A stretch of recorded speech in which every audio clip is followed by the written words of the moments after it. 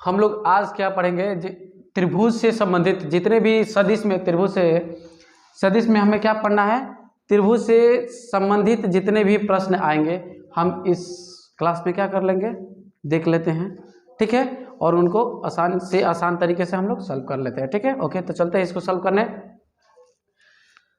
यदि किसी त्रिभुज के शीर्षों के स्थिति सदिश vector A, vector B, vector C दिया है, तो उस त्रिभुज के गुरुत्व केंद्र का स्थिति सदिश ज्ञात करना है। ओके, तो सबसे पहले इसको हल करने के लिए हम क्या करेंगे, मान लेंगे, माना त्रिभुज ए बी सी है, त्रिभुज ए बी सी है, ठीक है, जिसके स्थिति सदिश vector A comma vector B comma vector C है, ठीक है। एक त्रिभुज बना लेते हैं यहाँ पे, देखिए बाबू, त्रिभुज बनाइए, ए है, बी है और ये सी है।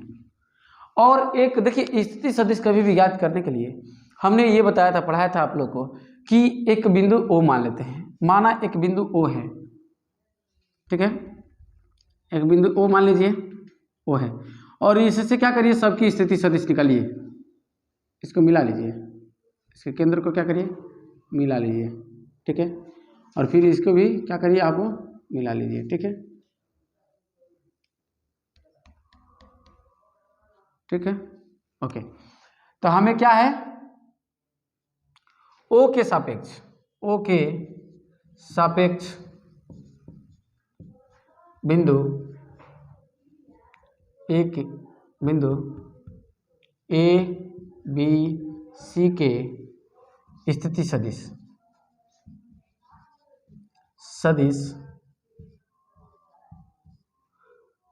वेक्टर ओ ए बराबर क्या, ए, वेक्टर ओ बी बराबर बी, और वेक्टर ओ सी बराबर कितना हो जाएगा, वेक्टर सी हो जाएगा, ये हो जाएगा हमारा। और चूंकि ये कह रहा है कि गुरुत्व केंद्र का निर्देशांक ज्ञात कीजिए, चूंकि गुरुत्व केंद्र होता क्या है, तो देखिए एक गुरुत्व केंद्र के लिए हम थोड़ा सा बना रहे हैं एक अलग से फिगर, और उसमें दिखा दे रहे हैं, समझा दे रहे हैं कि गुरुत्व केंद्र वह, त्रिभुज का गुरुत्व केंद्र वह होता है जो क्या होता है, अगर मान लीजिए कि त्रिभुज के शीर्ष से अगर सामने वाली भुजा के मध्य बिंदु को मिलाया जाए तो वह मध्य बिंदु जिस बिंदु पे विभाजित करता है वही उसका क्या कहलाता है, गुरुत्व केंद्र कहलाता है। और वह गुरुत्व केंद्र उसको क्या करता है, 2:1 के अनुपात में क्या करता है, विभाजित करता है। जो बड़ी भुजा जो शीर्ष की तरफ से होगी उसको दो लिखेंगे, और जो आधार की तरफ होगी उसको 1, ये 1 हो जाएगा, ये 2 हो जाएगा, फिर ये 2 हो जाएगा और ये 1 हो जाएगा, यानी इस अनुपात में विभाजित करती है। तब किसी एक भुजा को हम ले लेंगे, हमें गुरुत्व केंद्र निकालना ना, जो गुरुत्व केंद्र होता है वो मध्यिका को, त्रिभुज की मध्यिका को क्या करता है, 2:1 के अनुपात में विभाजित करता है, ठीक। तो हम क्या कर लेंगे कि हमने माना BC की मध्य बिंदु क्या है, D है, BC का मध्य बिंदु D है, और मध्य बिंदु को क्या करिए, आप मिला दीजिए, किससे, मध्य बिंदु को मिला दिए A से, तो AD मध्यिका हो जाएगी। और चूंकि मध्यिका में आपको कहीं गुरुत्व केंद्र होगा जो क्या करेगा, इसको 2:1 के अनुपात में क्या करेगा, विभाजित करेगा, ठीक। तो इस D को भी क्या करिए, आप मिला दीजिए O से, और G को भी क्या करिए, O से मिला दीजिए, क्योंकि आपको क्या निकालना है, OG का वेक्टर OG निकालना है, क्योंकि G का स्थिति सदिश OG होगा, ठीक है। तो हम यहाँ पे मानेंगे, माना BC का मध्य बिंदु D है, मध्य बिंदु D है, ओके, मध्य बिंदु D है, मध्य बिंदु OD है, ठीक है। तो ये क्या हो जाएगा, तब OD का निर्देशांक क्या करेंगे, OD का स्थिति सदिश D का स्थिति सदिश वेक्टर ओ डी बराबर कितना हो जाएगा बाबू, मध्य बिंदु है ना, तो एक संबंध एक के अनुपात में विभाजित कर रहा है ना, हाँ, तो इसका मतलब जब एक और एक के अनुपात में विभाजित करेगा तो कितना हो जाएगा, vector O B plus vector O C, अब बटा में कितना 2, क्योंकि एक संबंध एक रहता है तो 1 + 1 हो जाएगा, और 1 1 से गुणा करते हैं तो बात एक ही होता है। ठीक, अभी इसको क्या है आपका इसका आएगा vector B plus vector C बटा में कितना 2 आएगा। ठीक है, यही ना आया हमारा। अब हमें क्या निकालना है, चूंकि त्रिभुज का गुरुत्व केंद्र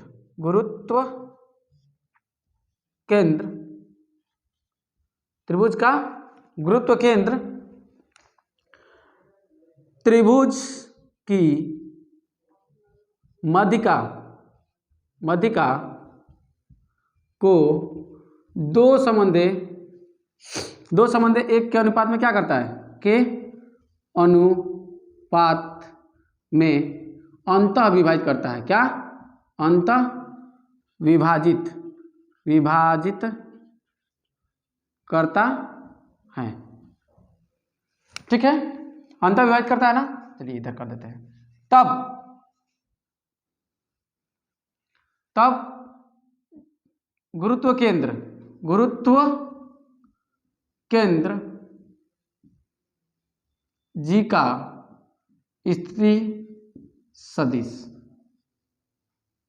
सदिश क्या हो जाएगा, वेक्टर ओजी बराबर, ये देखिए वेक्टर ओजी बराबर क्या होगा, देखिए जो वेक्टर ओडी है तो इसके साथ ये वाला गुणा होगा और इसके साथ ये वाला गुणा होगा। देखिए हमने आपको बताया था कि जब इसको लेंगे ना तो इसके साथ ये अनुपात जाएगा और इसको लेंगे तो इसके साथ ये अनुपात आएगा, तो कितना हो जाएगा 2 vector OD plus 1 into vector O A, अपान में कितना हो जाएगा 2 + 1, तो हो जाएगा आपका 2 इंटू वेक्टर ओडी का मान कितना है, वेक्टर ओडी का मान दिया है आपका ये B C plus vector B plus vector C, यही है, अपान में 2 प्लस इसका मान वेक्टर ए है, अब बटा में 3 हो जाएगा, तो इसको लेंगे तो कितना हो जाएगा 2 से 2 कैंसिल, तो vector B plus vector C plus vector A. ठीक, अब बटा में 3, इस तरीके से निकालेंगे तो कितना हो जाएगा, आप आंसर मिला सकते हैं अपना। ठीक है, 1/3 vector A plus vector B plus vector C, ये हमारा क्या हो जाएगा, गुरुत्व केंद्र जी का स्थिति सदिश हो जाएगा। ठीक है, मैच करा लीजिए अपना आंसर और इसे नोट कर लीजिए। ठीक है, ओके, हम लोग त्रिभुज से संबंधित दूसरे टाइप का क्वेश्चन पढ़ने जा रहे हैं। ठीक है, और इसमें क्या करना है, हमें सिद्ध कीजिए कि त्रिभुज की मध्यिकाएं एक दूसरे को दो संबंधे एक के अनुपात में बांटती है। तो हम इस चैप्टर को सदिश में पढ़ रहे हैं, माने इस क्वेश्चन को हमें सदिश में करना है, तो हमें इसे सदिश विधि से क्या करना पड़ेगा, हल करना पड़ेगा। इसको सदिश के थ्रू हल करेंगे, ये नहीं कि देखिए त्रिभुज की मध्यिका हम लोग त्रिभुज में इस तरीके से पढ़े थे, सिद्ध किए भी थे, लेकिन सदिश में पढ़ेंगे तो इसको सदिश से ही करना पड़ेगा हमें। ठीक है, यानी इंटरमीडिएट में आपको क्वेश्चन पूछ दिया जाएगा ऐसे, तो आप कोई भी विधि नहीं लगाएंगे, क्योंकि इंटरमीडिएट में इसको सदिश विधि से हमें प्रूफ करना है, इसलिए हमें क्या करना पड़ेगा, इसको सदिश का प्रयोग करके हमें करेंगे। तो पहले लिखिए, हल करिए। पहले मान लेंगे, माना त्रिभुज ए बी सी है, क्या है, त्रिभुज ए बी सी है। मान लीजिए त्रिभुज ए सी है, ठीक है, ए है, बी है, सी है, तथा मूल बिंदु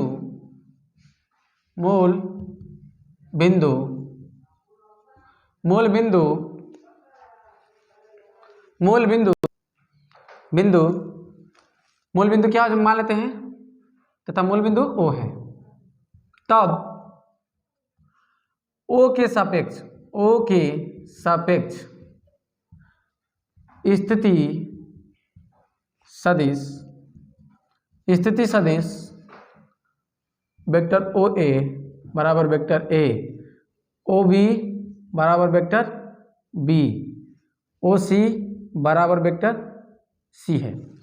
हमने मान लिया, तो क्या मान लिया यहाँ पे, बिंदु ओ मान लिया, और ओ से क्या कर दीजिए, इसको मिला दीजिए, इसको भी क्या कर दीजिए, मिला दीजिए, इसको भी क्या करिए, मिला दीजिए।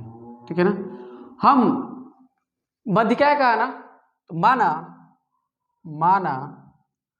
माना A B comma B C तथा ए सी की मध्यिकाएं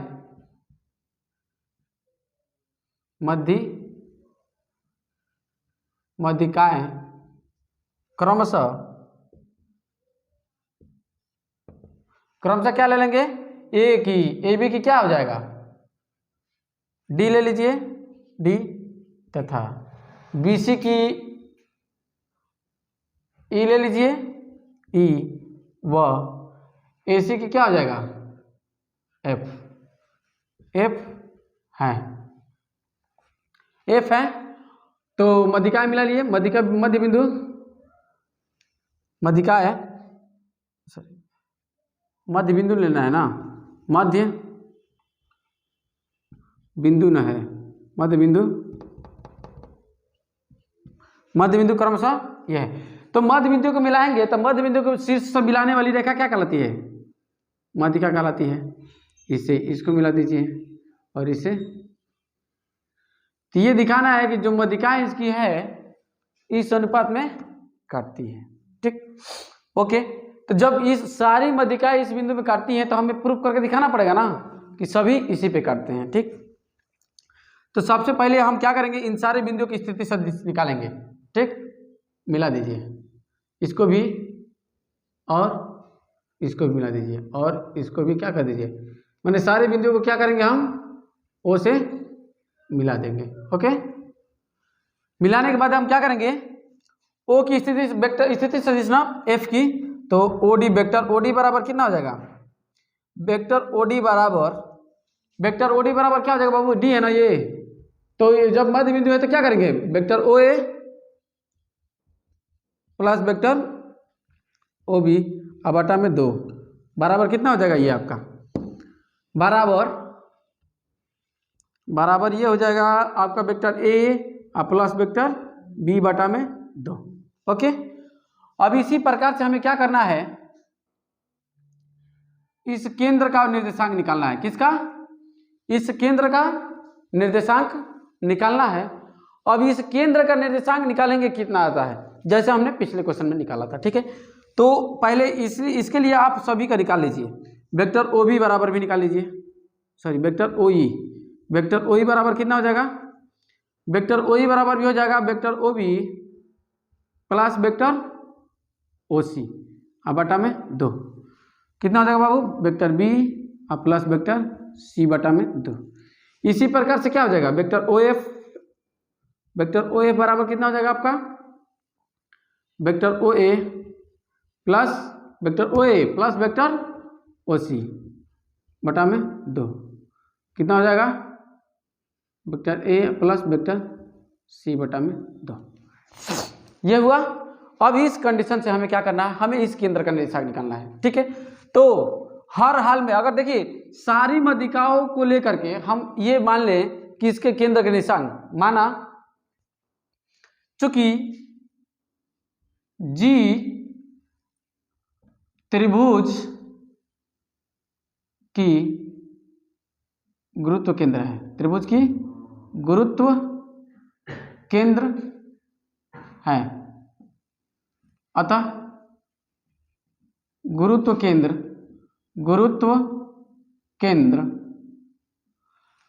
केंद्र जो होता है एडी को 2:1 के अनुपात में बांटता है।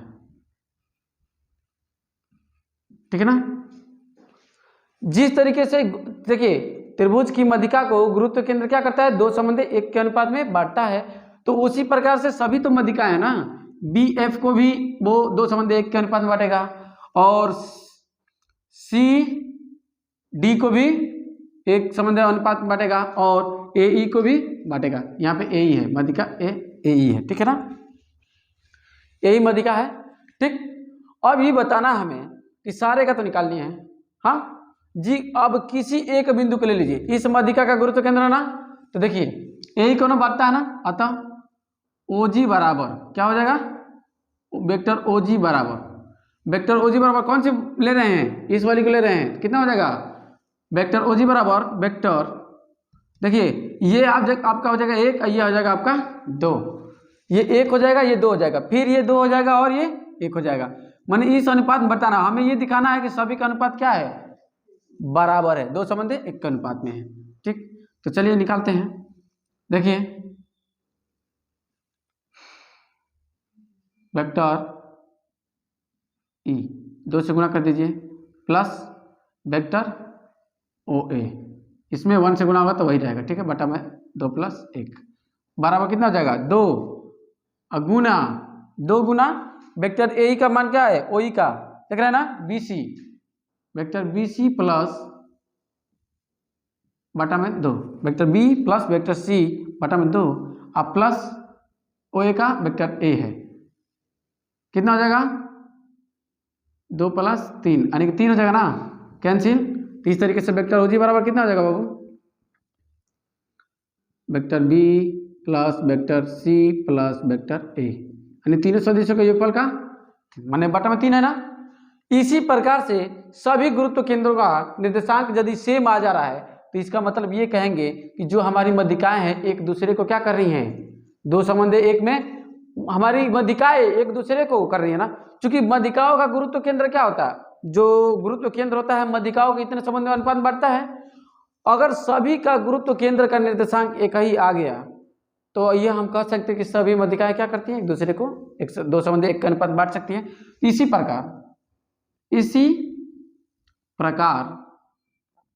प्रकार क्या करेंगे हम लोग, जी किसको, ए को तो ले लेना, CD माध्यिका को कितने में, दो संबंधी एक के अनुपात में बांटेगी, क्योंकि गुरुत्व केंद्र तो सबको एक ही अनुपात में ना बांटेगा, माध्यिका को बांटेगी, ठीक है। तो इसका भी निर्देशांक निकालिए O के सापेक्ष, तो इसका भी तो गुरुत्व केंद्र G ही ना है, तो देखिए कहाँ पे हो रहा है, वेक्टर OG बराबर कितना हो जाएगा, वेक्टर OG बराबर हो जाएगा आपका ये 2 हो जाएगा, इसके लिए 2 हो जाएगा और इसके लिए 1 हो जाएगा, क्या हो जाएगा 2 × vector OD plus vector OC अब बटा में कितना 2 + 1, ठीक है। अनुपात दोनों अनुपातों को जोड़ देते हैं, अंतःविभाजन से आप लोग जानते हैं, पिछले क्लास में पढ़ा चुका हूं मैं। इसका हो जाएगा 2 × वेक्टर OD का मान कितना है, वेक्टर B प्लस B ना, vector A plus vector B बटा में 2 अब प्लस वेक्टर C, यही ना आएगा जी, बटा में 2 + 1, दोनों कैंसिल, कितना आ जाएगा मान आपका, vector A plus vector B अब प्लस वेक्टर C बटा में 3, यानी कि वेक्टर दो भुजाओं का प्रतिच्छेद बिंदु क्या हो गया, सेम हो गया, दोनों माध्यिकाओं का प्रतिच्छेद बिंदु सेम हो गया ना। अब तीसरी का भी प्रतिच्छेद बिंदु क्या करना है, सेम लाना है। अगर तीनों सेम हो जाएगा तो आपस में क्या हो जाएगा, इसी प्रकार से इसको भी लिख दे रहे हैं, इसी प्रकार डायरेक्ट लिख दे रहा हूं, इसी प्रकार से AD रेखा, कौन सी रेखा के लिए, BF के लिए, BF माध्यिका के लिए, ठीक है ना। माध्यिका को चलिए, माध्यिका को G कितने में, दो संबंधी एक में बांटती है,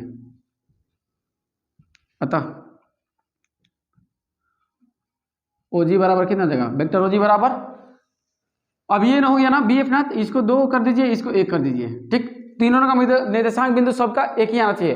अगर OG का सब एक आ गया अर्थात G क्या है, एक ही जगह पे है, और इस तरीके से सभी एक दूसरे को क्या करेंगे, एक संबंधी अनुपात में बांट सकती है, ठीक है। अब देखिए, अब इसका क्या हो जाएगा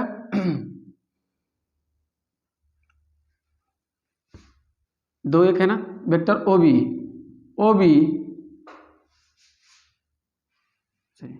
OF ना है, ये 2 से इसमें जाकर होगा, O F plus O B, है ना। और ओ एफ का मैं 2 से गुणा करेंगे ना, ये 2 है तो जाके इसमें गुणा होगा, इसका इसमें गुणा होगा।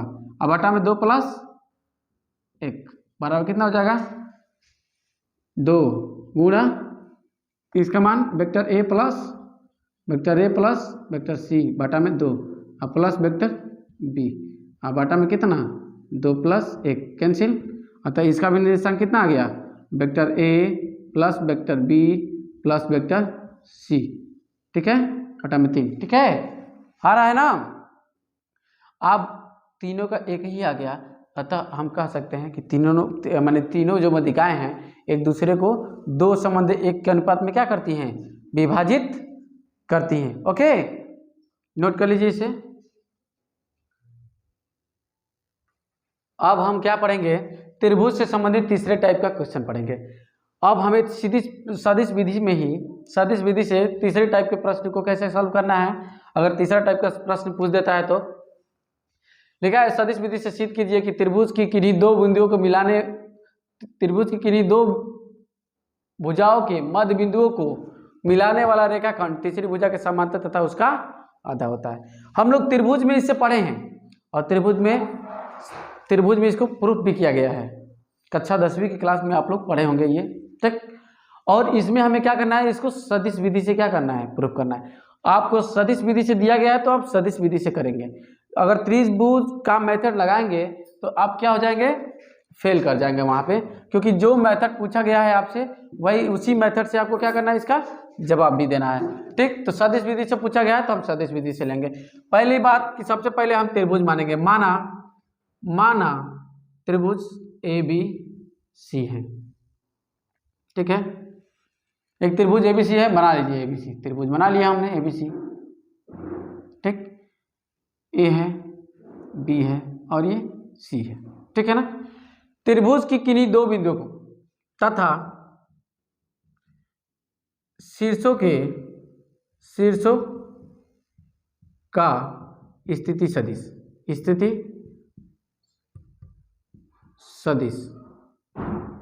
हम स्थिति सदिश वेक्टर ओ वेक्टर बी ऐसे लेते हैं। वेक्टर ओ ए किसी बिंदु के सापेक्ष लेते हैं, ओ के सापेक्ष। वेक्टर ओ ए बराबर ए ले लीजिए, वेक्टर ओ बी बराबर क्या हो जाएगा, बी हो जाएगा, वेक्टर में रहेगा। वेक्टर ओ सी बराबर क्या हो जाएगा, वेक्टर सी हो जाएगा। ये आपका स्थिति सदिश है। हमें स्थिति सदिश तो मालूम हो गया। अब क्या करें, किन्हीं 2 बिंदुओं के, माना भुजा ए बी व ए सी का मध्य बिंदु ये है आपका डी और ये है आपका ई।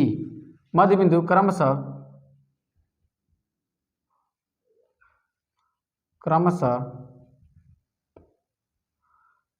डी व ई है, ठीक है, ये डी है, ई है, ठीक। हम इसको क्या कर देते हैं, मिला देते हैं, मिला दीजिए।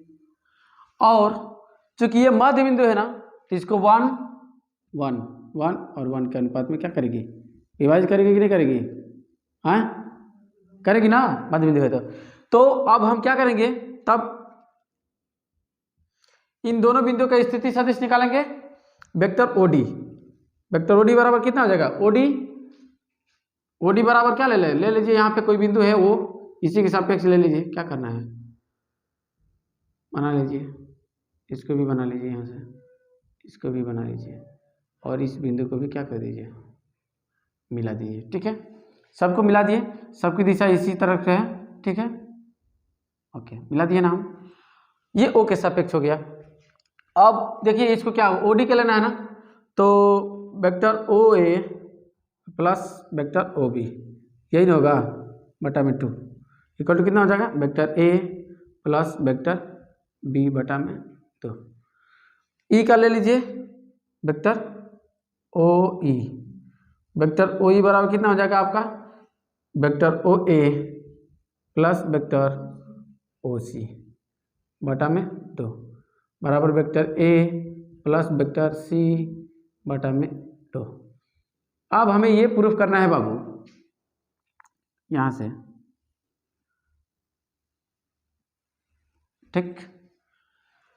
हमें प्रूफ करना ये कि ये DE और BC दोनों आपस में क्या है, समांतर हैं और आधा है। देखिए समांतर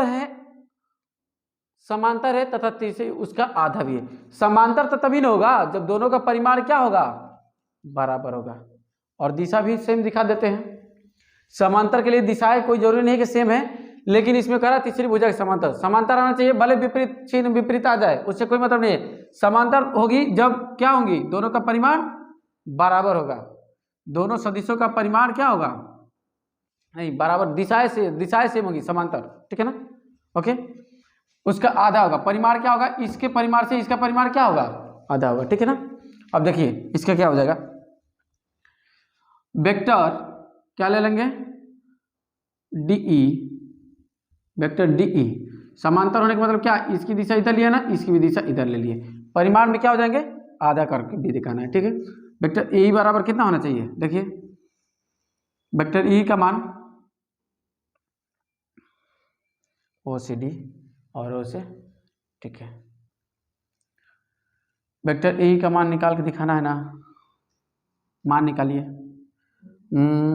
क्या हो जाएगा आपका, वेक्टर DO, वेक्टर E है ना, DE, तो vector OE minus vector OD, ये होता है ना, हाँ यही ना होता है रूल्स में। तब दोनों को करिए, घटाइए तो क्या हो जाएगा,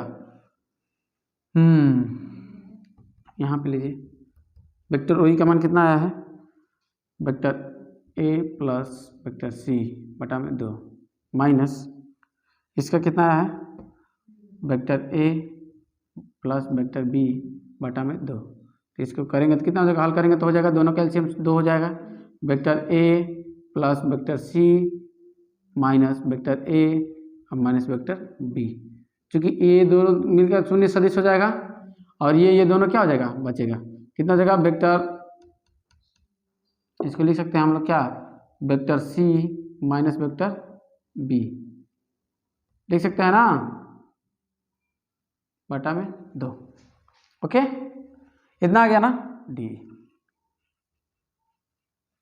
ओके, अब देखिए यहाँ से सॉल्व करेंगे, अब आगे जाते हैं, इधर आ जाते हैं।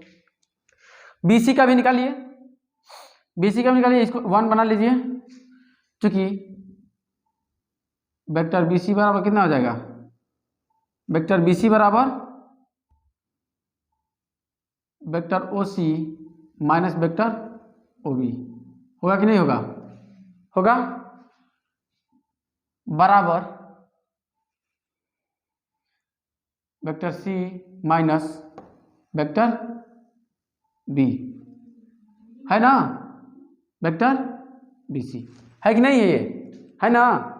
तो ये बताइए कि इसको हम क्या करेंगे, इसको इधर भेज दे रहे हैं, तो इसको ले लीजिए समीकरण 2, ठीक है, समीकरण 1 व 2 से DE, वेक्टर DE बराबर वेक्टर DE बराबर, अब C माइनस B की जगह पे हम क्या लिख सकते हैं, वेक्टर BC ना, वेक्टर BC अब बटा में 2, अर्थात जो तीसरी भुजा के समांतर है, तीसरी भुजा के समांतर है, दिशा सेम है ना, समांतर हो गई, दिशा बराबर है और उसकी क्या है, आधी भी है। प्रूफ हो गई कि नहीं हो गई, हो गई कि नहीं, ठीक है, कोई दिक्कत नहीं ना, ठीक है, तो इसको नोट कर लीजिए। ओके,